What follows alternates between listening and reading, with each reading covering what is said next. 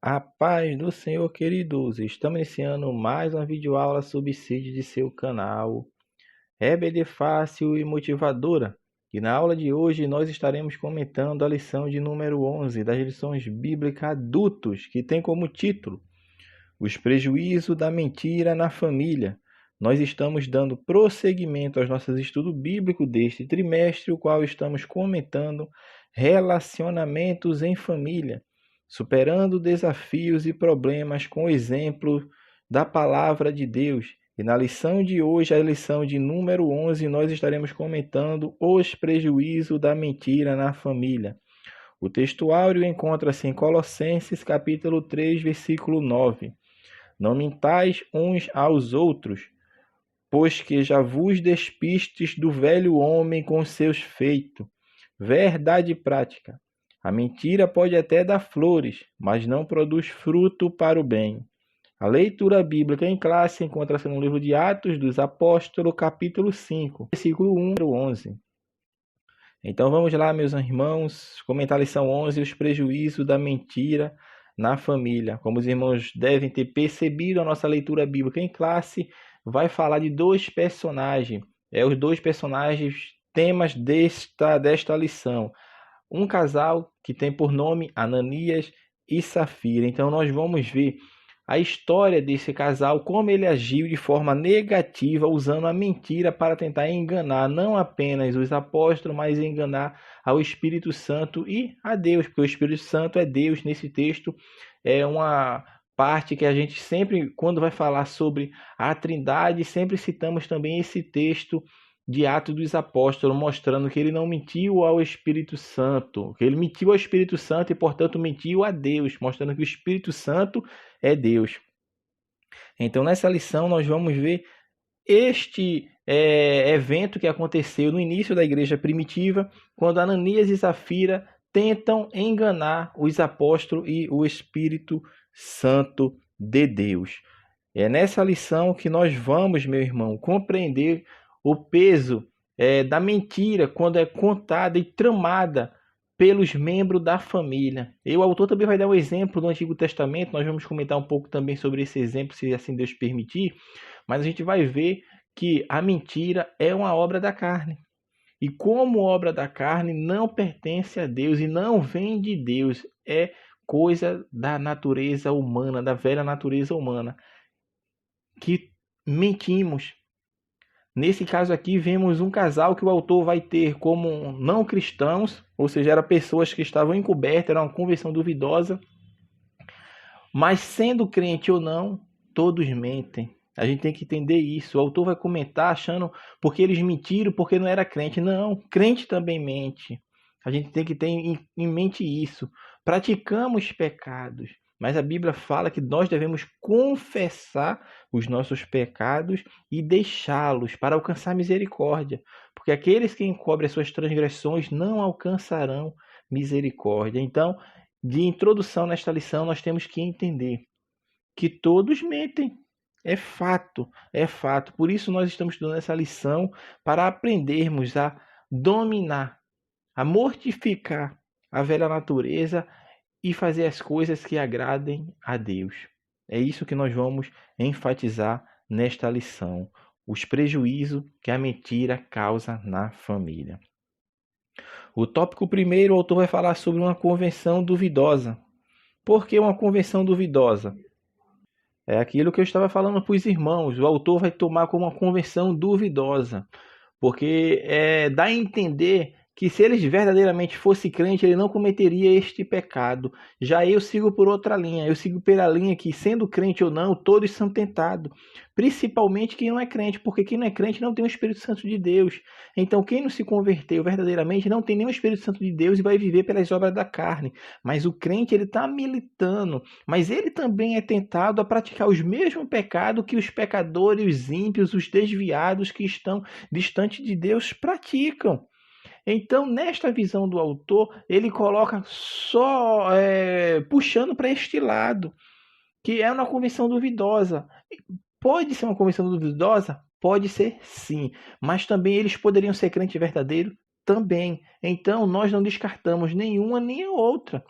O que nós temos que enfatizar aqui é que o pecado, meu irmão, foi alimentado. E quando o pecado é alimentado, meu irmão, ele deu ali vazão à tentação, o pecado foi consumado. Qual foi o pecado? De mentir. Foi isso que eles fizeram. A igreja estava nascendo. A igreja ainda estava na sua forma embrionária, estava ainda crescendo. A Bíblia fala que no primeiro sermão de Pedro, no dia de Pentecoste, quase 3.000 almas se convertem a Cristo.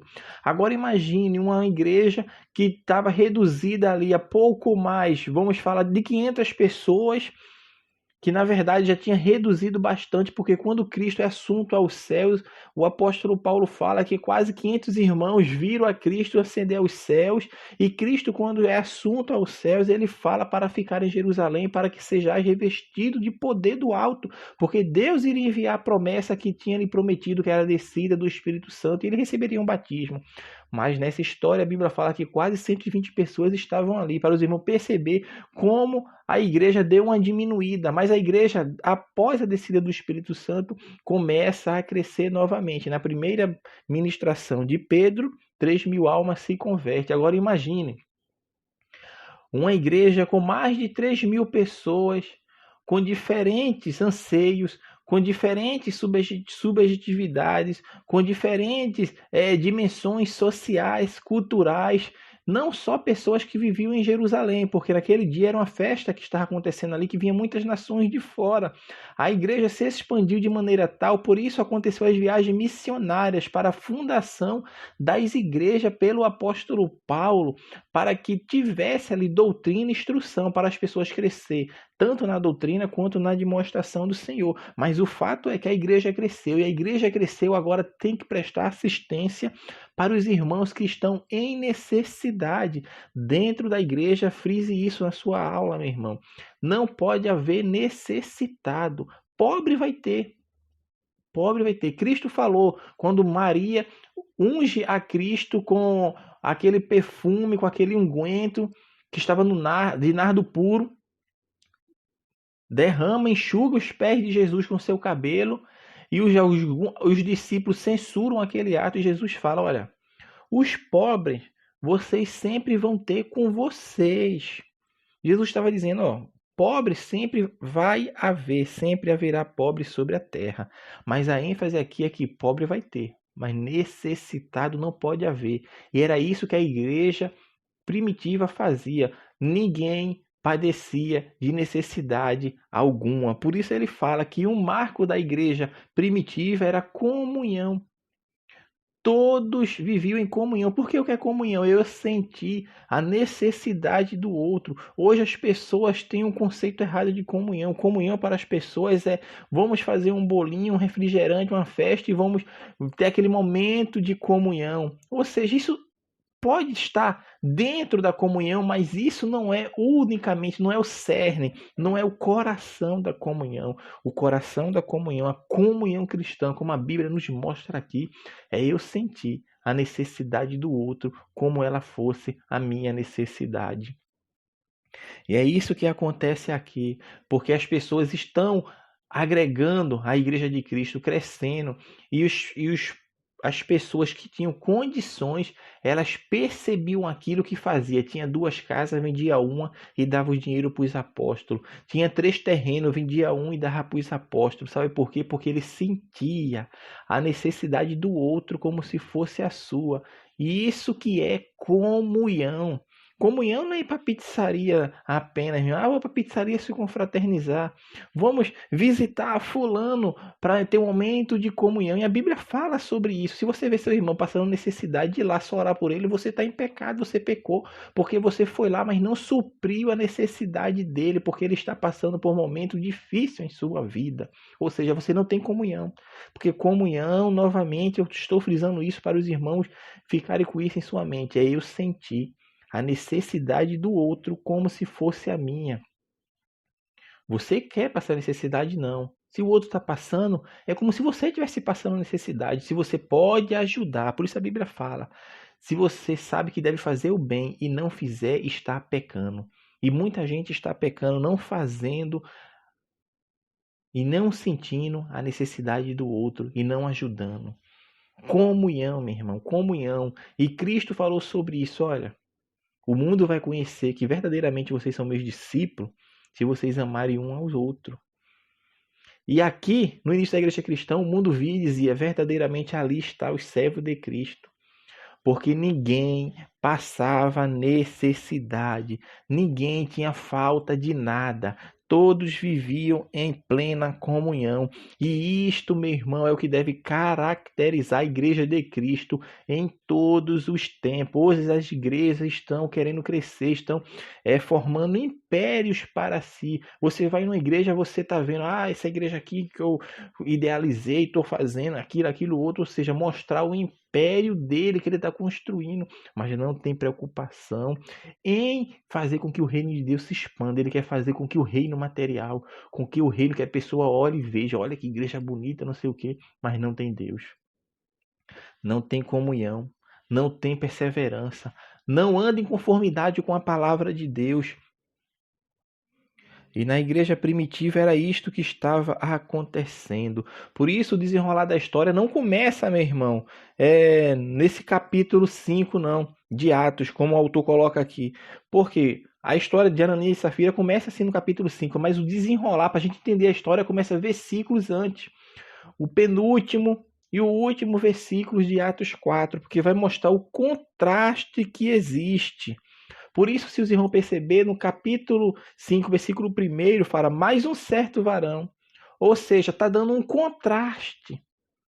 Está mostrando uma antítese. Porque ele está mostrando o que aconteceu antes. Aí ele fala mais um certo varão. Ele está dizendo que antes desta história aqui, estava acontecendo uma história. A gente tem que se situar o que estava acontecendo antes. É o que o autor vai citar na lição.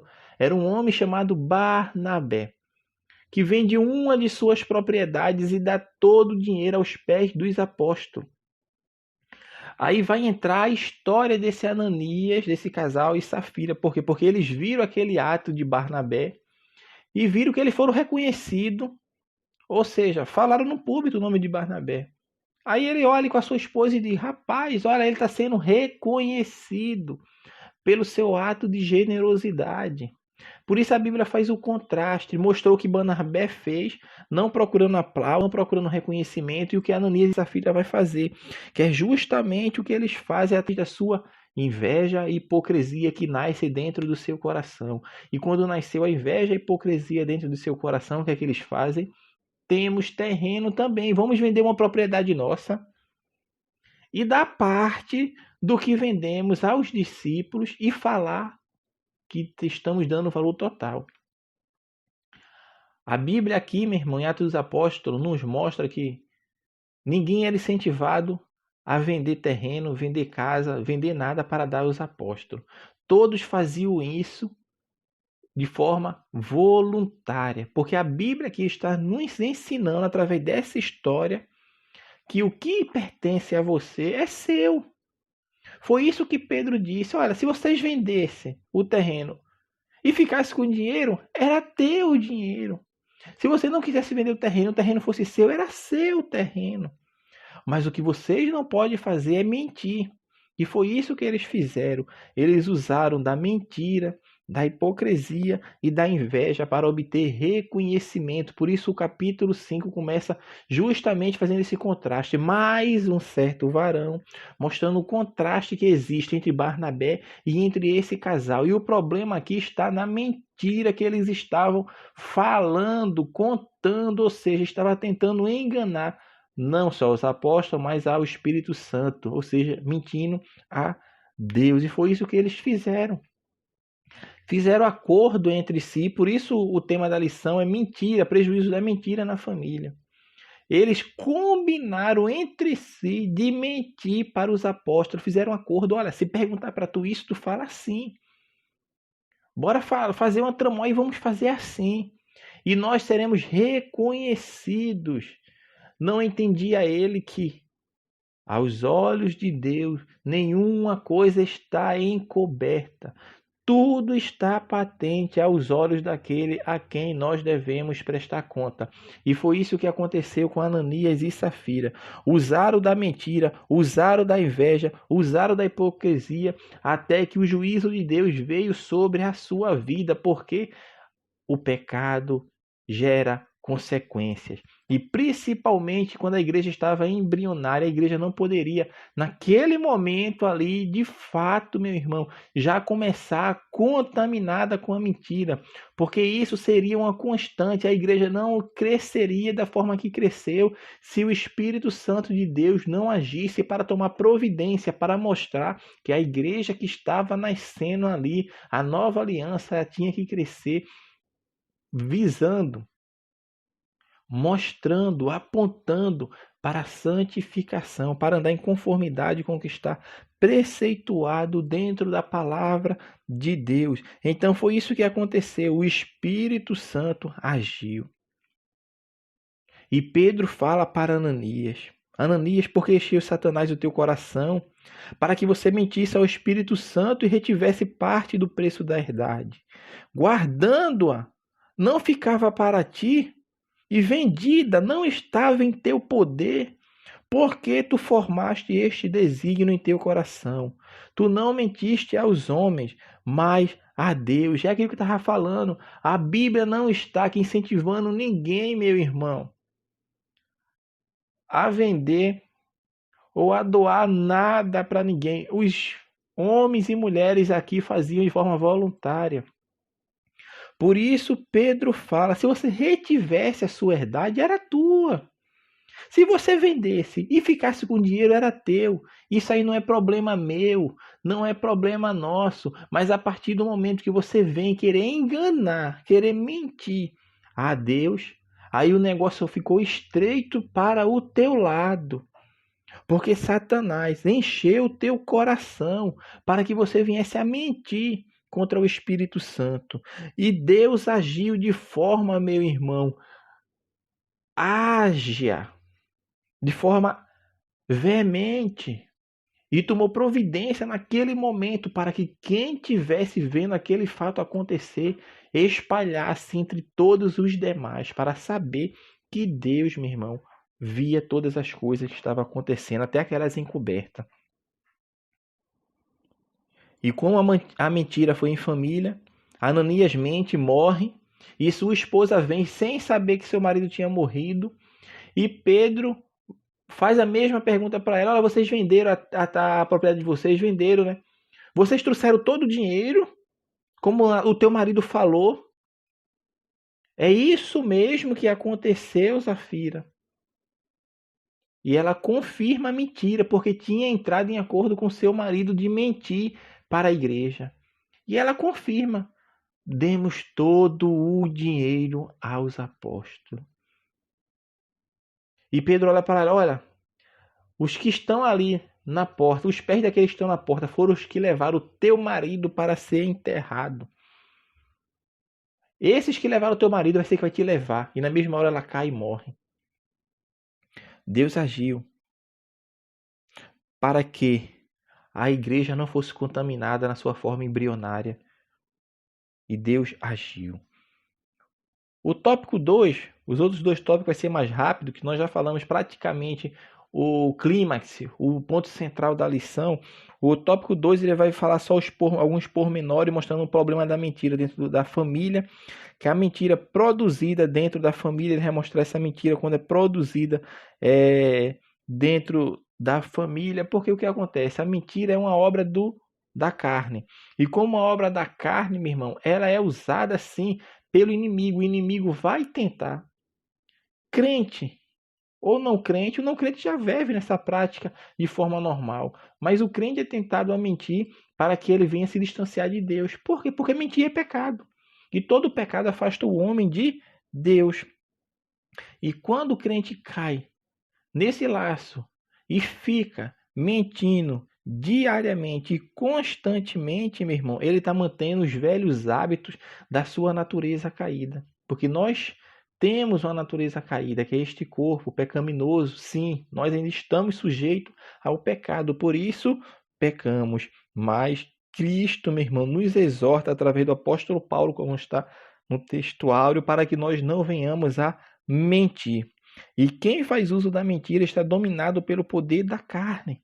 Porque a Bíblia fala, quando o apóstolo Paulo, inspirado pelo Espírito Santo, escreve aos Gálatas, ele fala que a carne cobiça contra o Espírito e o Espírito cobiça contra a carne, meu irmão.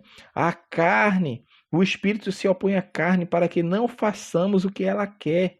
Ou seja, se espera dos cristãos que crucifiquem a sua carne com suas respectivas paixões, isto é, vícios da alma. Por isso devemos viver e andar em espírito, desprezando todas as obras da carne sobre a nossa vida, ou seja, não deixando ela nos dominar. Devemos estar debaixo das potentes mãos de Deus. Fazendo isso, alcançaremos vitória. O terceiro e último tópico para encerrarmos a lição é falar protegendo a família da mentira e da hipocrisia. Cuidado contra os defeitos morais dentro do lar. Nesse ponto aqui, o autor vai mostrar também, nós já falamos de Ananias e Safira, do que aconteceu, do seu fim trágico por causa da mentira, e a mesma coisa aconteceu quando Israel entra na terra prometida, quando passa o Jordão e vai invadir a primeira cidade. Deus dá uma ordem para o povo que era para destruir totalmente Jericó e de nada lá pegar para trazer como despojo. Mas tem um homem ganancioso chamado Acã que recolhe ali alguns itens que para ele era de grande valor e encobre sobre a sua tenda, esconde na sua casa. Jericó, uma cidade bem fortificada, com muitos moradores, e o povo ali vence aquela batalha. Mas quando vai para a segunda batalha, que é a cidade de Ai, uma cidade pequena, eles até dizem, não precisa de muita gente não, vamos reduzir o exército, que aquela cidade é pequena, a gente vai destruir ela rapidinho. Mas não sabia que a mentira que foi tramada por um homem com a sua família iria causar a derrota desse exército que, embora sendo pouco, era superior ao da cidade de Ai. E o povo volta corrido, afugentado, porque a cidade de Ai vence eles. E o que acontece? Volta e Josué não entende, porque o povo começa a clamar, começa a questionar, a murmurar. E Josué vai a Deus e Deus fala, há pecado no meio de Israel. Alguém mentiu e tramou isso com a sua família. Porque toda a família sabia que estava ali dentro da sua casa, da casa de Acã. E Deus agiu, meu irmão, novamente, porque estava nascendo a nação a qual Deus iria entregar os oráculos, a qual Deus iria fazer com que as nações conhecessem a Deus, porque Deus se revelou, se revelaria nessa época, no caso, através da nação de Israel. E foi o que aconteceu. Acã é descoberto e o prejuízo, meu irmão, da mentira que ele tramou juntamente com a sua família foi a morte dele e de seus familiares e de todos os seus pertences, porque Deus agiu assim como Deus agiu com Ananias e Safira. Então nós precisamos agir contra a hipocrisia e a mentira, porque ninguém está livre de cometer esse pecado, não. O autor está falando sempre mentira e hipocrisia, porque uma coisa depende da outra. E o que é hipocrisia? Hipocrisia é mentir, é mostrar uma coisa que você não é. E quando nós mentimos, nós estamos fazendo isso, fazendo uma coisa que não é, é hipocrisia. Por isso o autor está enfatizando isso, meu irmão, que nós não devemos trocar a verdade de Deus pela mentira. Porque quem faz isso é as pessoas que são dominadas pelo pecado. Então devemos fazer um autoexame diante de Deus para saber que se estamos agindo de hipocrisia, estamos agindo com mentiras, com falsidades, que são obras da carne e devem ser mortificados para que Cristo venha nascer na nossa vida, para que Cristo venha florescer e nós venhamos a resplandecer a glória de Cristo. Porque o mundo tem que olhar para a minha vida e para a tua vida e dizer, ali tem um crente, um servo de Deus, uma pessoa que anda em integridade, em sinceridade, sem falsidade, sem mentira, sem hipocrisia. Ele é o mesmo em casa, na igreja, na faculdade, no trabalho, na rua, na praça, na escola, no shopping. Onde ele for, ele é o mesmo, ela é a mesma. É íntegro, sincero. Não deixe o inimigo agir na família. Aqui está dizendo que o inimigo ataca a família de crente, ataca crente de oração, ataca crente líder, ataca crente professor de escola dominical. O inimigo, meu irmão, ele ataca todos. O ataque é igual para todos. Porque ele tenta todo o homem a fazer com que se distancie de Deus. Ele vai atacar a todos. A todos, a todos. Por isso a Bíblia está falando aqui. Que Pedro fala, porque Satanás encheu o teu coração. Ele está procurando as brechas para fazer com que o crente caia. E quando o crente é enrolado, engoldado, meu irmão, e dá lugar à tentação, peca. Tentado todo mundo vai ser, porque não é pecado ser tentado, o pecado é ceder à tentação. É o que aconteceu com Ananias e Safira. Foi tentado e cedeu à tentação. Deus nos livre e nos guarde, meu irmão, de sujeitar-nos a Deus. Porque fazendo isso, nós estaremos resistindo ao diabo, e ele fugirá de nós. Porque a Bíblia fala que ele anda ao nosso derredor, como leão bramindo, procurando a quem possa tragar. Mas o Senhor, meu irmão, está conosco. Que Deus nos ajude a não agirmos de inveja, a não agirmos de mentira, a não agirmos com hipocrisia. Que possamos ter nossa vida irrepreensível, para que quando o Senhor vier, possa encontrar o nosso corpo, a nossa alma e o nosso espírito irrepreensíveis para a sua vinda, porque fazendo isso alcançaremos o galardão da vitória que está ao lado do Senhor Jesus para todo sempre. Assim nós estamos encerrando a lição 11, que falou sobre os prejuízos da mentira na família. Que Deus abençoe os irmãos e até a nossa próxima aula, se assim o Senhor permitir.